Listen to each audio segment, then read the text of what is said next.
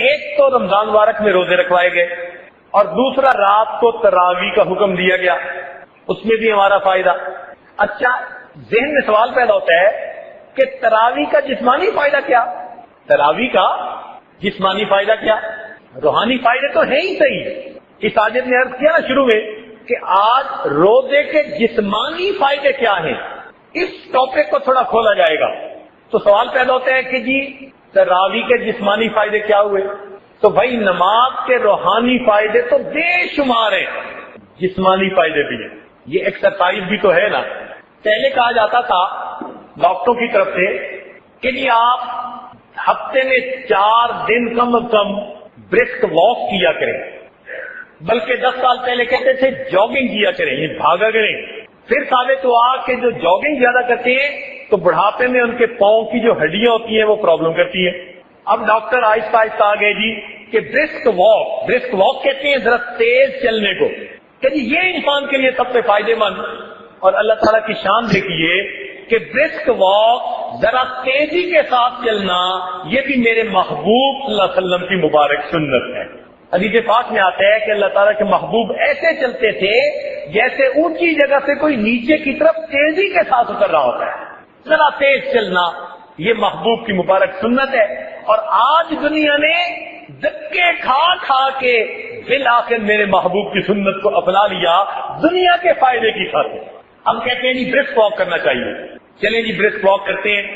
پھر اب انہوں نے کہا کہ یہ جو ہم دن میں ایک مرتبہ برسک واک کرتے ہیں نا، یہ بھی اتنی فائدے مند نہیں ہے، یہ دن میں کئی مرتبہ کرنی چاہیے۔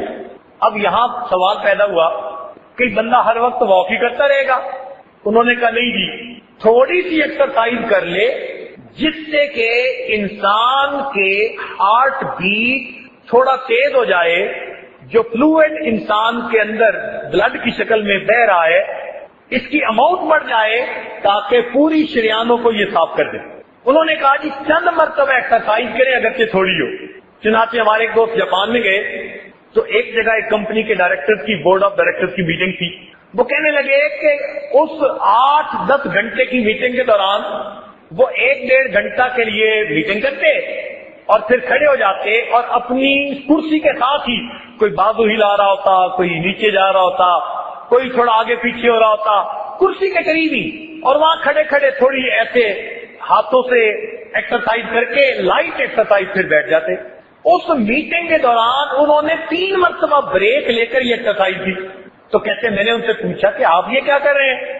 وہ کہنے لگے جی ہمارے ڈاکٹر اس نتیجے پر پہنچے کہ دن میں 1 مرتبہ ایکسرسائز کرنے کی بجائے چند مرتبہ لائٹ ایکسرسائز کر لی جائے تو اس کا فائدہ زیادہ ہوتا ہے۔ کہنے لگے میں نے انہیں کہا اللہ کے بندو، یہ جو چند یعنی تھوڑی دیر کے بعد جو چند منٹ کی ایکسرسائز کرتے ہو، اگر اس کی بجائے تم دن میں 5 مرتبہ نماز ہی پڑھ لیا کرو تو آٹومیٹک ایکسرسائز ہو جائے گی۔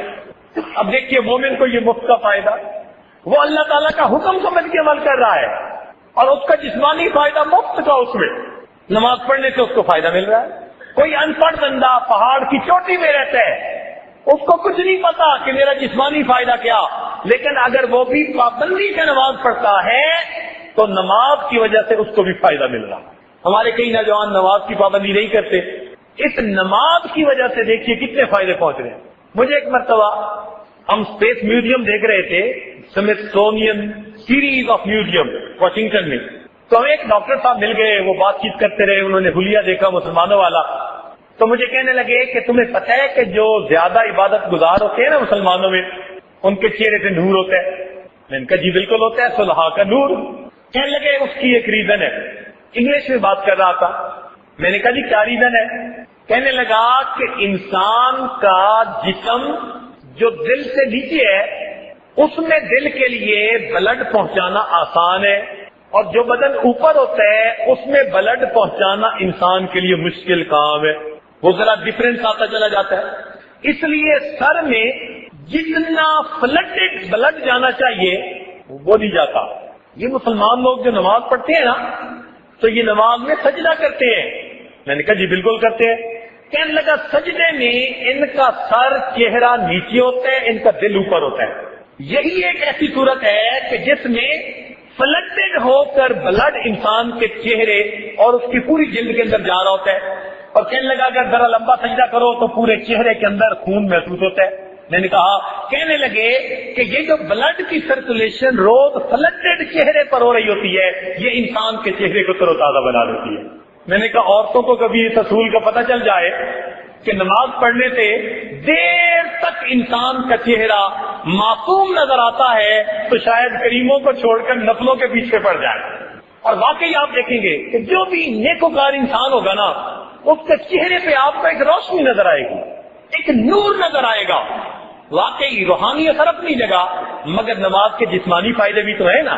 وہ جو بلڈڈ ان کو پہنچ رہا ہوتا ہے سجدوں میں، وہ ان کے چہروں پہ بہار کی تازگی عطا فرما دیتا ہے۔ اچھا، اب نماز کے جسمانی فائدوں میں سے ایک فائدہ بتا کے ذرا اپنے ٹاپک کو مکمل کریں۔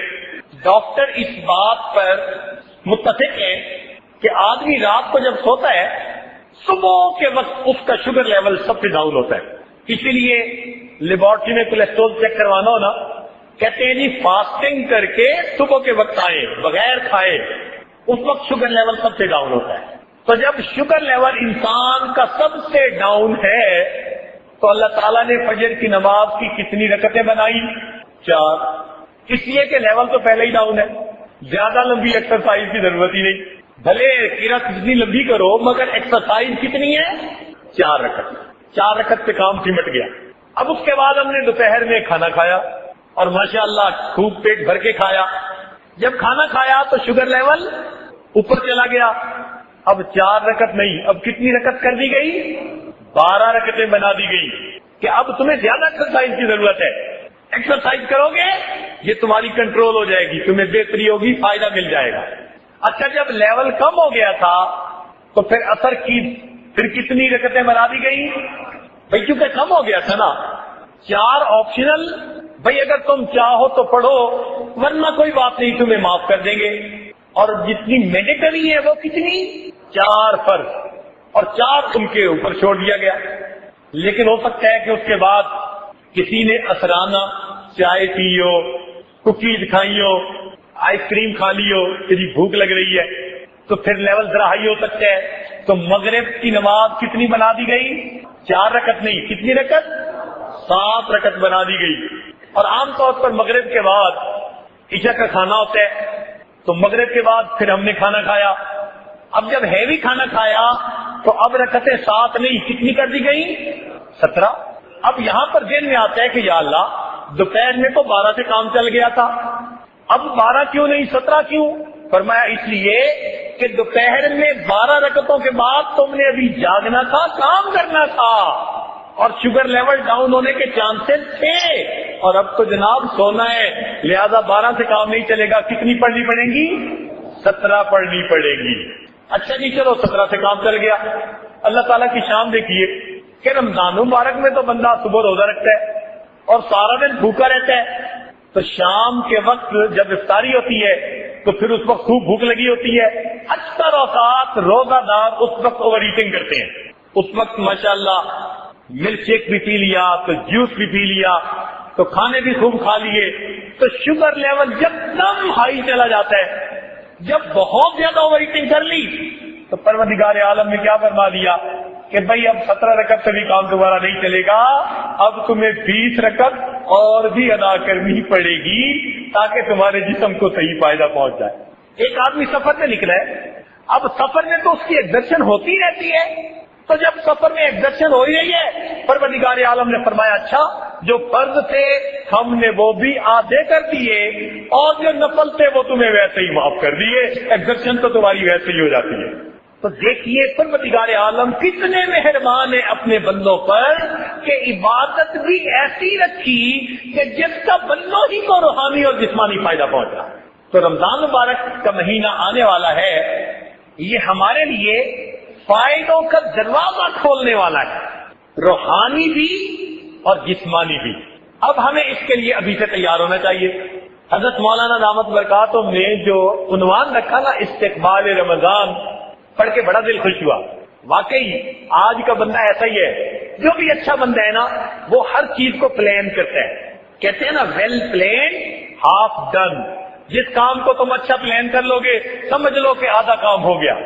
آج تو شادی کی بھی پلاننگ 1 سال پہلے سے کرنی شروع کرتے ہیں، بزنس کی پلاننگ بھی پہلے سے کرتے ہیں، پتہ نہیں کتنا عرصہ پلان کر کے پھر کوئی کام کرتے ہیں۔ تو بھائی ہمیں رمضان مبارک بھی پلان کرنا چاہیے کہ ہم نے کیسے کرنا ہے۔ اس کی پلاننگ کوئی ورزش کرنی نہیں ہے کہ بھئی اتنی دن بیٹھ کے روز نکالنی شروع کر دو۔ اس کی پلاننگ یہ ہے کہ آپ اپنی مصروفیات کو ابھی سے ایسے اسکیڈول کریں کہ رمضان المبارک میں اپنے آپ کو لائٹ رکھنے کی کوشش کریں۔ گھر میں شادی ہو نا تو بندہ پورا مہینہ اپنے آپ کو ذرا لائٹ رکھتا ہے، اور جی میری گھر میں شادی ہے، میں نے ذرا اسکیڈول بہت لائٹ رکھا ہوا ہے تاکہ میں شادی بھگتا دوں۔ جیسے شادی بھگتانے کے لیے 1 مہینہ اپنا اسکیڈول لائٹ کر دیتے ہیں، اسی طرح ہمیں بھی چاہیے اللہ تعالیٰ کی مغفرت میں سے وافر حصہ پانے کے لیے، اپنے گناہوں کو بخشوانے کے لیے اور اپنے رب کو منانے کے لیے ہم بھی رمضان مبارک کے مہینے کو لائٹ پلاننگ کر لیا۔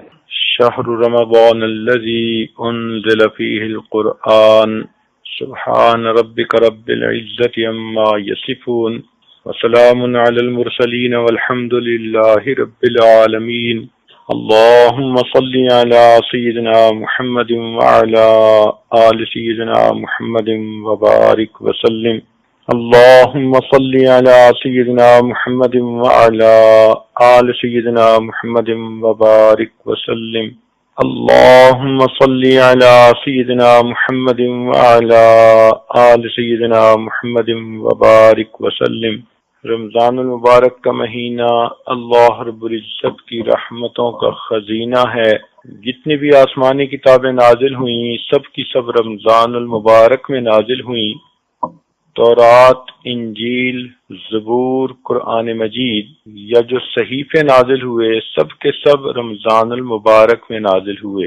اس لیے یہ مہینہ اللہ رب العزت کی خصوصی رحمتوں کا مہینہ ہے۔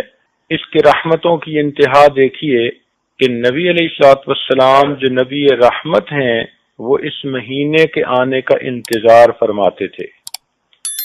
چنانچہ ایک دعا نبی علیہ السلام نے فرمائی، اللہم بارک لنا فی رجب و شعبان وبلغنا رمضان، اے اللہ ہمیں رجب اور شعبان میں برکت عطا فرما اور بخیریت ہمیں رمضان المبارک تک پہنچا۔ اللہ رب العزت کے محبوب جس مہینے تک پہنچنے کی تمنا فرماتے ہوں اس مہینے کی برکتوں کا اندازہ تو اسی سے ہی ہو سکتا ہے۔ کتابوں میں لکھا ہے کہ سلف صالحین 6 مہینے تک رمضان کے آنے کی یعنی دعائیں مانگا کرتے تھے، اور جب رمضان المبارک وہ خوب عبادت کے ساتھ گزار لیتے تو بقیہ 4-5 مہینے اللہ رب العزت سے اس کی قبولیت کی دعائیں مانگتے تھے۔ اس حد تک رمضان المبارک کا ان کے ہاں اہتمام تھا کہ جب کسی بندے کی بزرگی کا بات کرنی ہوتی تو کہتے کہ فلاں بندے نے تو زندگی کے اتنے رمضان گزارے، اس کے تو درجات بہت بلند ہیں۔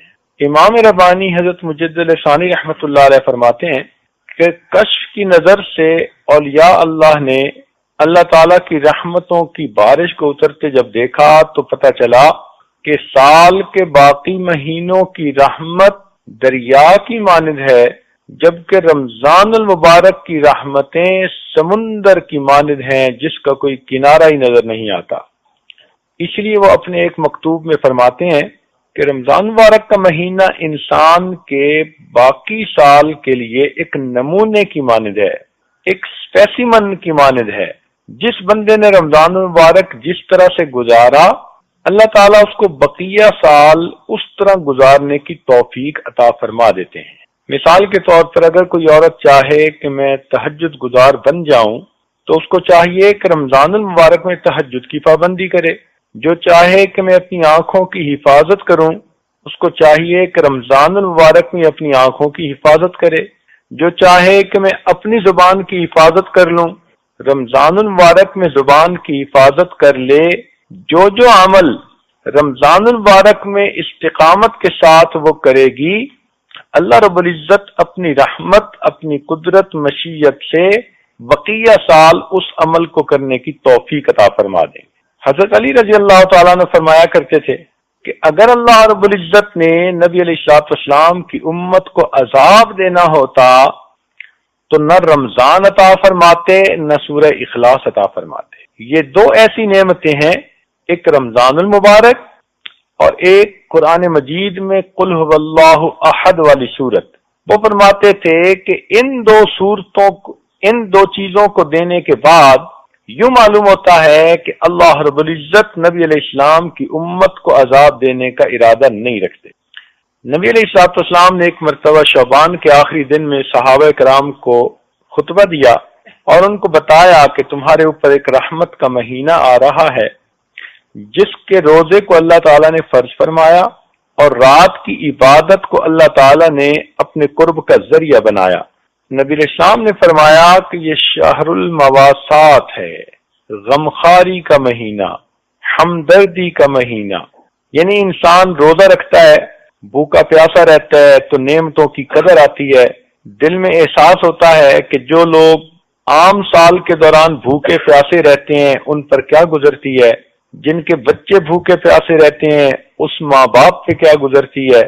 تو انسان کے دل میں دوسروں کا احساس پیدا ہوتا ہے تو وہ دوسروں کے ساتھ ہمدردی کرتا ہے اور یہی انسانیت ہے۔ چنانچہ حدیث پاک کا مفہوم ہے کہ قیامت کے دن اللہ تعالیٰ ایک بندے سے فرمائیں گے، اے میرے بندے، میں بھوکا تھا تو نے مجھے کھانا نہیں کھلایا، میں پیاسا تھا تو نے مجھے پانی نہیں پلایا، میں بیمار تھا اور تو نے میری بیمار پرسی ہی نہیں کی۔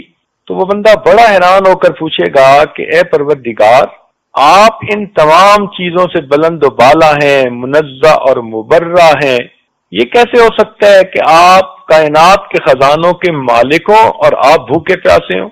اللہ تعالیٰ جواب میں فرمائیں گے کہ اے میرے بندے، فلاں موقع پر تیرا ایک ہمسایہ بھوکا تھا، پیاسا تھا، اگر تو اسے کھلا پلا دیتا تو ایسے ہی ہوتا جیسے تو نے مجھے کھلایا پلایا ہوتا، اگر تو اس بیمار کی بیمار پرسی کرتا تو ایسے ہی ہوتا جیسے تو نے میری بیمار پرسی کی ہوتی۔ اس وقت انسان کی آنکھ کھل جائے گی کہ اللہ رب العزت کے ہاں ایک دوسرے کے ساتھ الفت و محبت کی زندگی گزارنے کا کیا مقام ہے۔ تو یہ مہینہ غمخاری کا مہینہ ہے۔ اب ذرا سوچئے کہ جس مہینے کا نام ہی غمخاری کا مہینہ، اگر اس مہینے میں کوئی اللہ کی نیک بندی اللہ تعالیٰ کے سامنے اپنے غم کرے، اپنی پریشانیاں بیان کرے، اپنے دکھڑے سنائے، اپنی مشکلات کی تفصیل بتائے تنہائیوں میں بیٹھ کر دعا میں، تو پروردگار عالم اس کی غمخاری کیوں نہیں فرمائیں گے۔ جس مہینے کا نام ہی غمخاری کا مہینہ، تو معلوم ہوا کہ ہم غم زدوں کے لیے خوشی کی بات ہے ہم اپنے غم تہجد کے بعد اور تنہائیوں میں اپنے پروردگار کے سامنے دامن پھیلا کر بیان کریں۔ وہ پروردگار جس نے بندوں کو غمخاری کا حکم دیا، وہ پروردگار خود بھی اپنے بندوں کی غمخاری فرمائے گا۔ اس مہینے میں نیکی کا اجر زیادہ کر دیا جاتا ہے، چنانچہ اگر کوئی آدمی ایک فرض پر عمل کرے تو 70 فرض کے برابر اجر ملتا ہے، نفلی عمل کرے تو غیر رمضان میں گویا فرض پر عمل کرنے کے برابر اجر ملتا ہے۔ حدیث پاک میں ہے کہ اللہ تعالیٰ جبریل علیہ السلام کو بھیجتے ہیں، فرماتے ہیں کہ جاؤ اور سرکش شیاطین کو قید کر دو تاکہ وہ میرے محبوب کی امت کے روزہ داروں کے روزوں کو خراب نہ کر سکیں۔ تو گویا بڑے بڑے شیاطین تو قید ہو گئے اور ان کو سمندر میں پھینک دیا جاتا ہے باندھ کے۔ اب اگر نیکی کے راستے میں کوئی رکاوٹ ہے تو یا تو وہ چھوٹے چھوٹے شیطان ہیں جن کو شتونگڑے کہتے ہیں، یا پھر ہمارا اپنا نفس ہے۔ اس لیے رمضان مبارک میں عام طور پر تو نیکی میں انسان کو آسانی ہوتی ہے، اور اگر کسی کو رکاوٹ پیش آئے تو وہ سمجھ لے کہ میرا اپنا نفس اتنا خراب ہو چکا کہ اب شیطان کے بہکانے کی ضرورت ہی نہیں، میرا نفس ہی مجھے سست کر دیتا ہے، نیکی سے محروم کر دیتا ہے۔ یہ بھی حدیث پاک میں آیا کہ جو بندہ روزہ رکھتا ہے تو اللہ تعالیٰ کی مخلوق اس کے لیے مغفرت کی دعائیں کرتی ہے، فرشتے بھی دعا کرتے ہیں، وَيَسْتَغْفِرُونَ لِلَّذِينَ آمَنُوا۔ قرآن مجید میں ہے کہ فرشتے بھی ایمان والوں کے لیے استغفار کرتے ہیں، اور ہوا میں پرندے، پانی میں مچھلیاں اور بلوں کے اندر چیونٹیاں روزہ داروں کی مغفرت کی دعائیں کرتی ہیں۔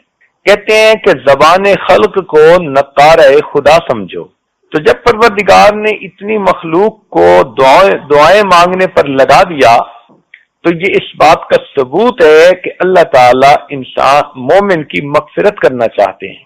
مومن کو چاہیے کہ اس مہینے کی خوب قدر کرے۔ جیسے سیزن ہوتا ہے، بہار کا سیزن، ہر طرف پھل پھول نظر آتے ہیں، خوشبوئیں ہوتی ہیں، سبز لہلہاتے ہوئے درخت نظر آتے ہیں۔ رمضان المبارک نیکیوں کا سیزن ہے، اس میں جتنی بھی انسان نیکیاں کمانا چاہے اتنا نیکیاں کمانا آسان ہے، بلکہ مختلف جگہوں پر دیکھا کہ بعض چیزوں کی سیل لگتی ہے۔ سیل لگنے کا مطلب یہ ہوتا ہے کہ قیمتی چیزیں کم داموں پر مل جاتی ہیں۔ اگر قرآن و حدیث کا مطالعہ کیا جائے تو یوں محسوس ہوتا ہے اللہ تعالی رمضان المبارک میں جنت کی سیل لگا دیتے ہیں۔ تو آج کل جنت بہت سستی ملتی ہے، بس ہاتھ اٹھا کر مانگنے کی بات ہے، اللہ تعالیٰ کے سامنے عاجزی دکھانے کی بات ہے، اور پروردگار تو جنت دینے کے لیے آمادہ ہیں۔ اس لیے حدیث پاک میں فرمایا کہ جب رمضان کی پہلی رات ہوتی ہے تو اللہ تعالیٰ حکم دیتے ہیں کہ اے رضوان جنت کے دروازوں کو کھول دے۔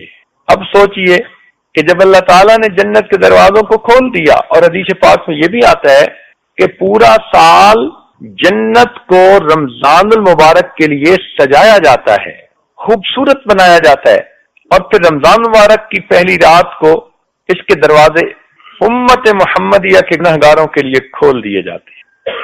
تو معلوم ہوا کہ اللہ رب العزت چاہتے ہیں کہ میرے بندے رمضان مبارک میں روزے رکھیں، نیکی کریں، تراویح پڑھیں، اور ان عبادات کو کر کے جنت کے مستحق بن جائیں۔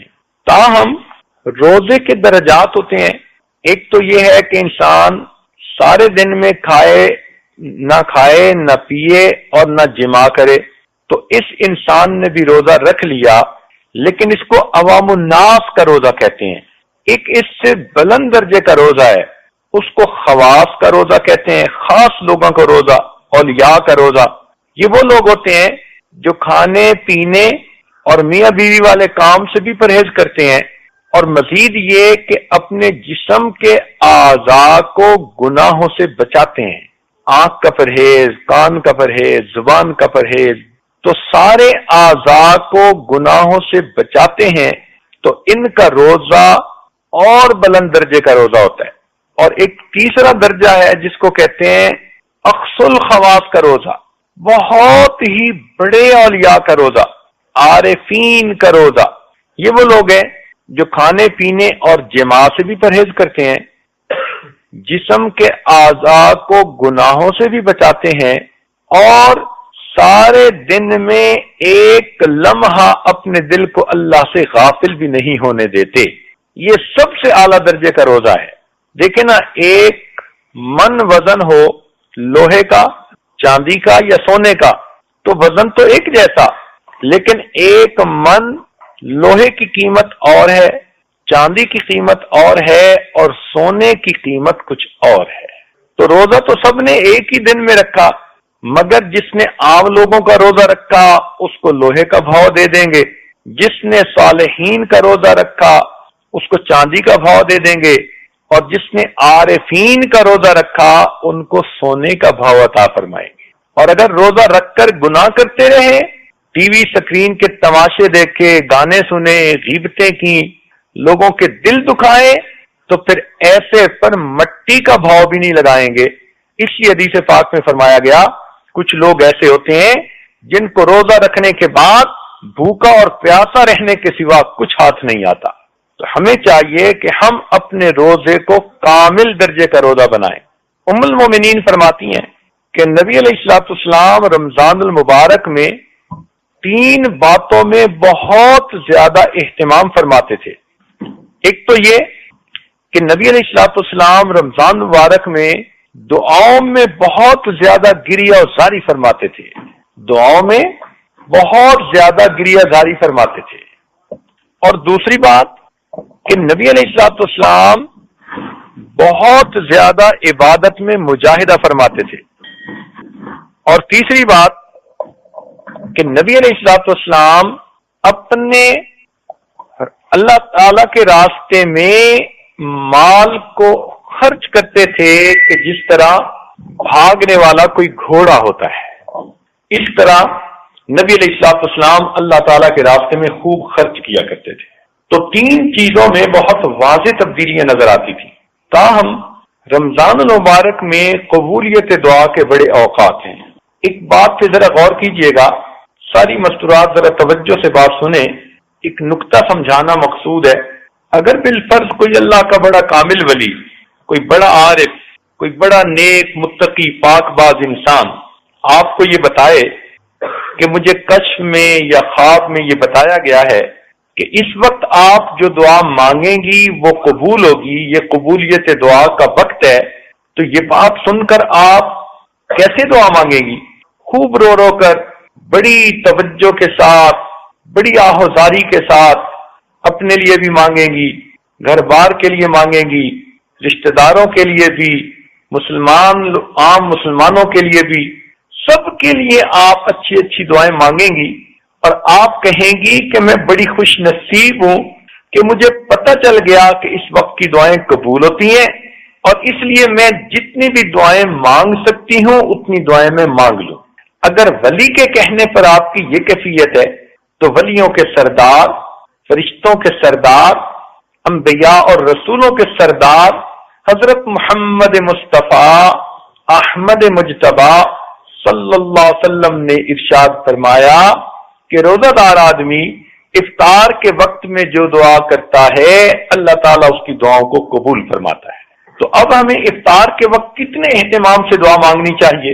ہماری زبانیں جھوٹی صحیح، ہماری زبانیں کالی صحیح، مگر محبوب نے سچی زبان سے فرما دیا، اللہ رب العزت ان کی اس سچی زبان کی لاج رکھتے ہوئے ہم گناہگاروں کی جھوٹی زبانوں سے نکلی دعاؤں کو بھی قبول فرما لیں گے۔ اگر کسی آدمی کا بیٹا کوئی کمٹمنٹ کر دے نا تو باپ اس کی لاج رکھ لیتا ہے، تو کیا خیال ہے کہ اگر نبی علیہ الصلوۃ والسلام نے فرما دیا تو اللہ رب العزت اپنے محبوب کی لاج نہیں رکھیں گے؟ ایک اور نقطہ سمجھ لیجئے کہ شریعت نے حکم دیا کہ اگر کوئی مزدور کسی کے گھر میں مزدوری کرے اور وقت ختم ہو تو اس بندے کو چاہیے کہ وہ اس کا پسینہ خشک ہونے سے پہلے اس کو مزدوری دے دے۔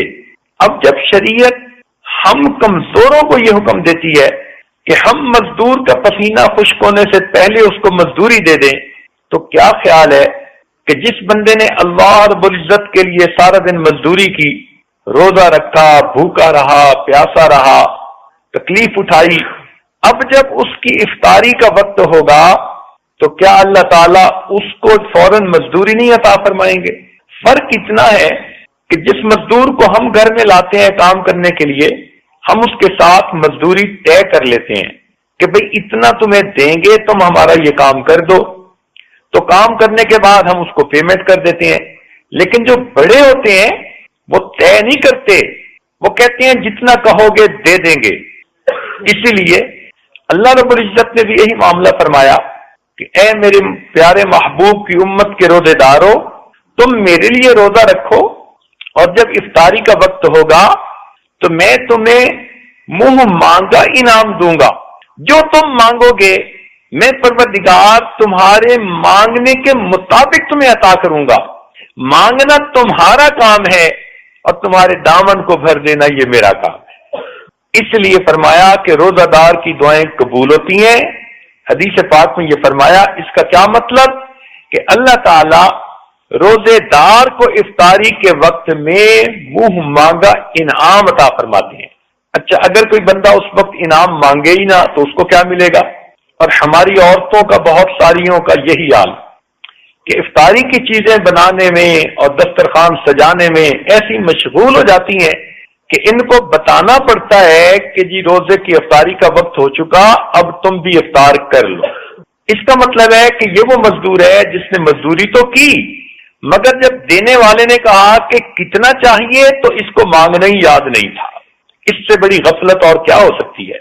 عورتوں کو چاہیے کہ اپنے خامدوں کو یہ بات سمجھائیں کہ افطاری کی ہر چیز آدھا گھنٹہ وقت سے پہلے تیار ہو کر دسترخوان پہ پہنچ جائے گی، اور آخری آدھا گھنٹہ بجائے اس کے کہ ہم کچن میں چولہے پہ کھڑی ہوں اور کبھی ایک چیز تلی جا رہی ہے کبھی دوسری چیز پک رہی ہے، اس میں لگنے کی بجائے یہ آدھا گھنٹہ، یہ 20 منٹ، یہ 15 منٹ مصلے پر بیٹھ کر اللہ رب العزت سے دعائیں مانگیں۔ عورتیں اپنے گھر کے سب بچوں کو اپنے پاس بٹھا لیا کریں اور معصوم بچوں کو کہیں کہ وہ بھی ہاتھ اٹھائیں اور دعا مانگیں۔ اگر بڑوں نے گناہ کیے تو چھوٹے تو معصوم ہیں، کیا پتا ان کے معصوم ہاتھوں کے اٹھنے پر ہی اللہ کو رحم آ جائے اور اللہ تعالیٰ آپ کی دعاؤں کو قبول فرما لے۔ تو اس لیے عورتوں کو چاہیے کہ افطاری کے اس وقت کی قدر کریں، اور اگر کسی گھر میں ایک ہی عورت ہے اور اس کے لیے کھانا پکانا بنانا بھی ضروری ہے تو دعا تو دل سے مانگی جاتی ہے، ہاتھ سے تو نہیں مانگی جاتی۔ ہاتھ کام کاج میں مشغول ہوں اور اس حالت میں بھی آپ اپنے دل ہی دل میں اللہ سے دعا مانگ رہی ہوں تو گویا آپ بھی اپنے رب سے اس وقت میں منہ مانگا انعام حاصل کر سکتی ہیں۔ اچھا، آپ سے اگر کوئی پوچھے کہ آپ کی کوئی پریشانی ہو تو اس کو ختم کر دیتے ہیں تو آپ سب سے پہلے بتائیں گی جی میری یہ بھی پریشانی، یہ بھی پریشانی، یہ بھی پریشانی، ایک فہرست گنوا دیں گی پریشانیوں کی، اور پھر کہیں گی کہ اگر یہ سب پریشانیاں ختم ہو جائیں تو بس مجھے سکھ کا سانس نصیب ہو جائے۔ تو جب اللہ تعالیٰ منہ مانگا انعام دینا چاہتے ہیں تو آپ افطاری کے وقت میں اپنے سب دکھ، اپنے سب غم، اپنی سب پریشانیاں اپنے رب کو سنایا کریں، اپنے رب کے سامنے پیش کیا کریں۔ سارا سال جو آپ دوسروں کے سامنے اپنے دکھڑے روتی ہیں، خامد اچھا سلوک نہیں کرتا، مجھ پہ توجہ نہیں دیتا، خامد کی توجہ باہر کسی طرف ہے، خامد کاروبار نہیں کرتا، اگر یہ دکھڑے آپ نے سارا سال مخلوق کے سامنے کرنے ہیں تو مخلوق تو خود محتاج ہے، جس کے سامنے آپ دکھ کہہ رہی ہوتی ہیں وہ خود دکھوں والی ہوتی ہے، تو اس کا کیا فائدہ؟ اب آپ اپنے دکھ اس پروردگار کے سامنے کہیں گی جو سب کے دکھوں کو دور کرنے والا اور سب کی پریشانیوں اور مشکلات کو حل کرنے والا ہے۔ لہذا افطاری کے اس وقت میں آپ اپنی زندگی کی اور آخرت کی بہتری کے لیے خوب دل کھول کے دعا مانگا کریں۔ وہ ایک آدمی نے کہا اے اللہ مجھے آپ اتنے بلین ڈالر عطا کر دیجئے، تو سننے والے نے کہا وہ اتنے زیادہ؟ اس نے کہا بھائی آپ سے نہیں مانگے، پروردگار سے مانگے ہیں۔ تو یہ دعا جو آپ مانگیں گی یہ کسی بندے سے نہیں مانگ رہی، یہ بندوں کے پروردگار سے مانگ رہی ہیں، جس ذات نے کہا کہ میرے ہاتھ میں زمین اور آسمان کے خزانے ہیں۔ اب جب اس سے مانگیں گی تو آپ محسوس کریں گی کہ مانگنے والے کا دامن چھوٹا ہے اور پروردگار کا دینا اس سے بھی زیادہ ہے۔ ٹوٹے رشتے وہ جوڑ دیتا ہے، بات رب پہ جو چھوڑ دیتا ہے، اس کے جود و کرم کا کیا کہنا، لاکھ مانگو کروڑ دیتا ہے۔ وہ پروردگار تو ہمارے مانگنے سے زیادہ بڑھ کر ہمیں عطا فرماتا ہے۔ نبی علیہ السلام نے ارشاد فرمایا للصائم فرحتان، کہ روزہ دار کے لیے دو خوشیاں ہوتی ہیں، فرحت عند الافطار، ایک تو جب روزے کی افطاری کا وقت ہوتا ہے اس وقت اس کو خوشی ملتی ہے، ایک خوشی تو یہ کہ روزے کی عبادت مکمل ہوئی، اور دوسری خوشی یہ کہ اس وقت کی دعائیں قبول ہوتی ہیں، اور ایک فرمایا فرحت عند لقاء الرحمن، کہ جب قیامت کے دن روزے دار آدمی اللہ رب العزت سے ملے گا تو اس وقت بھی اس کو خوشی نصیب ہوگی۔ کیوں خوشی ہوگی؟ اللہ رب العزت اس کا استقبال فرمائیں گے۔ چنانچہ حدیث پاک میں ہے کہ کچھ لوگ ایسے ہوں گے قیامت کے دن اللہ تعالیٰ کے سامنے کھڑے ہوں گے، یہ اللہ تعالیٰ کو دیکھ کر مسکرائیں گے اور پروردگار ان کو دیکھ کر مسکرائیں گے اور ان کا استقبال فرمائیں گے۔ اچھا ذرا غور کریں، اگر رشتہ داروں میں کوئی ایسا گھر ہے کہ وہ عورتیں آپ کے ساتھ اچھا سلوک نہیں کرتی، اب حامد آپ کو کہے کہ چلو اس گھر چلنے، تو آپ انکار کریں گی، آپ کہیں گی مجھے تو وہاں نہیں جانا، آپ نہ بولیں گی، کہیں گی کہ وہ تو عورتیں مجھ سے کلام کر کے راضی نہیں، وہ تو مجھ سے بات کر کے راضی نہیں، وہ تو مجھے ذرا سلوک نہیں دیتی، میرے لیے تو وہاں 5 منٹ گزارنے مصیبت ہیں، میں تو اس گھر میں جانا ہی نہیں چاہتی۔ تو جس گھر کی عورتیں آپ کا استقبال نہیں کرتی، آپ سے اچھا سلوک نہیں کرتی، آپ وہاں جانا ہی پسند نہیں کرتی۔ اور اگر کہیں آپ کا بہت قرب کا تعلق ہے، محبت کا تعلق ہے، خامد جانا نہیں چاہتا، آپ مجبور کر کے لے جائیں گی کہ جی فلاں گھر والوں نے دعوت دی ہے تو مجھے تو وہاں ضرور ہی جانا ہے، انہوں نے بلایا ہے، تو جو آپ سے محبت کا سلوک کرتی ہیں آپ ضد کر کے وہاں پہنچتی ہیں، اور جو نہیں کرتی کہنے کے باوجود آپ وہاں نہیں جاتی۔ تو اگر دنیا میں یہ معاملہ ہے تو سوچئے کہ قیامت کے دن دو حال میں انسان اللہ تعالیٰ کے سامنے پیش ہوگا، ایک تو نیکوکار بن کر جو اللہ رب العزت کا دیدار کرے گا اور پروردگار خوشی سے اس کا استقبال کریں گے، اور دوسرا ایک گناہگار کی شکل میں۔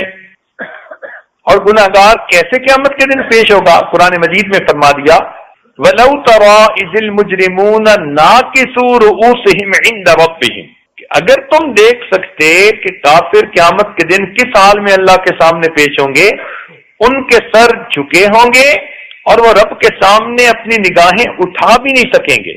اب ہم سوچیں کہ ہم ان دونوں میں سے کس حالت میں اللہ تعالیٰ کے سامنے پیش ہونا چاہتے ہیں، تو دل سے جواب آئے گا کہ نہیں، ہم تو اللہ تعالیٰ سے اس کے محبوب بندے، مقبول بندے، اس کے دوست بن کر پیش ہونا چاہتے ہیں۔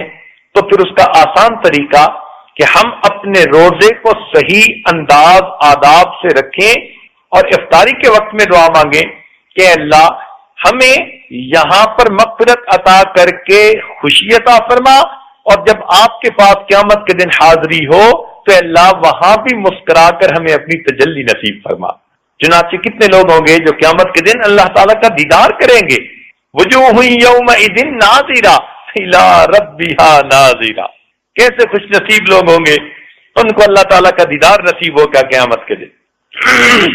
اس لیے حدیث پاک میں آتا ہے کہ جنت کے دروازوں میں سے ایک دروازہ ہے جس کا نام باب الریان ہے، یہ اسپیشل دروازہ ہے جس سے وہ لوگ داخل ہوں گے جو دنیا میں آداب اہتمام کے ساتھ اپنے روزوں کو مکمل کیا کرتے تھے۔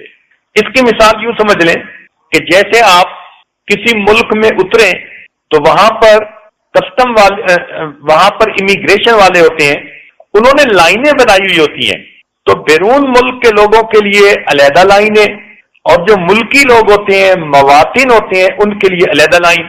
تو مواطن لوگ بہت جلدی نکلتے چلے جاتے ہیں، نہ ان کو کاغذ بھرنے پڑتے ہیں، نہ کچھ اور زیادہ سلسلہ، نہ پوچھ گچھ ہوتی ہے، نہ کوئی ویزے کی چیکنگ، بس پاسپورٹ وہ دکھاتے ہیں اور ٹھپا لگتا ہے اور وہ سیدھا چلتے چلے جاتے ہیں، تیز لائن ہوتی ہے۔ اسی طرح اللہ تعالیٰ قیامت کے دن جنت کے 8 دروازوں میں سے ایک دروازہ روزے داروں کے لیے بنائیں گے جنہوں نے اہتمام سے روزے رکھے ہوں گے۔ پروردگار عالم ادھر سے ان کو فاسٹ ٹریک کے اوپر تیزی سے جنت کے اندر لے جائیں گے۔ تو 2 وقت بہت خاص ہیں، ایک افطاری کا وقت اور ایک دوسرا وقت ہے جس کو سحری کا وقت کہتے ہیں۔ ایک مرتبہ نبی علیہ الصلوۃ والسلام نے بنی اسرائیل کے احوال بتائے اور فرمایا کہ 4 بنی اسرائیل کے لوگ ایسے تھے کہ جنہوں نے 80 سال اللہ تعالیٰ کی ایسی عبادت کی کہ ایک لمحہ کے لیے بھی نافرمانی نہ کی۔ تو صحابہ کرام نے جب یہ سنا تو ان کے دل میں حسرت ہوئی کہ کاش ہمیں بھی اتنی لمبی زندگی عبادت گزاری والی مل جاتی۔ تو ان کی اس کیفیت کو دیکھ کر رب کریم نے سورۃ القدر نازل فرمائی، جس میں فرمایا کہ اس میں ایک رات ایسی ہے جس کو لیلۃ القدر کہتے ہیں، اس کی عبادت لیلۃ القدر خیر من 1000 شہر، اس کی عبادت 1000 مہینوں کی عبادت سے بھی زیادہ بہتر ہے۔ اب 1000 مہینوں کے اگر سال بنائیں تو 83 سال سے کچھ اوپر بنتا ہے۔ اس کا مطلب یہ ہوا کہ جو بندہ رمضان المبارک کی اس رات میں عبادت کا ثواب پا لے گا، اس نے گویا 83 سال کی عبادت کا ثواب پا لیا۔ اب آج کل ہماری اوسط عمریں، ایوریج عمریں 60 اور 70 کے درمیان ہیں، 80 تک تو مشکل سے ہی لوگ پہنچتے ہیں۔ تو گویا ایک رات کی عبادت ایک طرف اور ساری زندگی کی عبادت ایک طرف۔ تو جب اتنا خاص معاملہ ہے تو ہر مومن کے دل میں یہ تڑپ ہونی چاہیے کہ ہمیں لیلۃ القدر میں ثواب عبادت کرنے کا نصیب ہو جائے۔ یہ کون سی رات ہے اس کے بارے میں ہمیں نہیں معلوم، مگر حدیث پاک میں کچھ اشارے کر دیے گئے ہیں۔ ایک تو یہ فرمایا گیا کہ یہ سال کی کوئی رات ہو سکتی ہے، دوسرا فرمایا کہ یہ رمضان المبارک کی رات ہوتی ہے، تیسری جگہ فرمایا کہ رمضان مبارک کے آخری 10 دنوں میں سے کوئی رات ہوتی ہے، اور ایک حدیث پاک میں فرمایا گیا کہ آخری 10 دنوں میں سے جو طاق عدد ہیں وہ رات ہوتی ہے، یعنی 21، 23، 25، 27، 29 ان میں سے کوئی رات ہوتی ہے۔ زیادہ روایتیں اسی کی ہیں۔ اب اس عشرہ میں لیلۃ القدر کو تلاش کرنے کے لیے اعتکاف بیٹھتے ہیں، اس لیے معتکف ہر رات میں قیام اللیل کریں تاکہ ان کو لیلۃ القدر میں قیام کا ثواب نصیب ہو جائے۔ اب یہ رات کون سی ہے اس بارے میں ہم کچھ نہیں کہہ سکتے، تاہم بزرگوں نے کہا کہ اللہ رب العزت کو 7 کا عدد پسند ہے، آسمان بھی 7 ہیں، زمینیں بھی 7 ہیں، انسان کے اعضاء جن سے وہ اللہ کے سامنے سجدہ ریز ہوتا ہے وہ بھی 7 ہیں، اور 7 طرح کا جسمانی رزق دیا۔ فَأَنبَتْنَا فِيهَا حَبًّا وَعِنَبًا وَقَضْبًا وَزَيْتُونًا وَنَخْلًا وَحَدَائِقَ غُلْبًا۔ تو اس آیت میں 7 قسم کا جسمانی رزق عطا کر دیا گیا۔ تو اس سے مفسرین نے کہا کہ اللہ رب العزت نے انسان کو روحانی رزق کی رات بھی وہی ہوگی جو 7 والی ہوگی، لہذا 27 کی رات زیادہ غالب ہے کہ وہ لیلۃ القدر کی رات ہو۔ بعض مفسرین نے اس میں ایک نقطہ اور دے دیا، وہ فرماتے ہیں کہ دیکھو لیلۃ القدر کا جو لفظ ہے نا اس میں 9 حروف ہیں، اور اللہ تعالیٰ نے اس کو 3 دفعہ اس صورت میں فرمایا انا انزلناہ فی لیلۃ القدر وما ادراک ما لیلۃ القدر لیلۃ القدر خیر من الف شہر۔ تو 9 حروف ہیں اور 3 مرتبہ لفظ استعمال ہوا، تو معلوم ہوتا ہے کہ 27 کی رات وہ لیلۃ القدر کی رات ہوتی ہے۔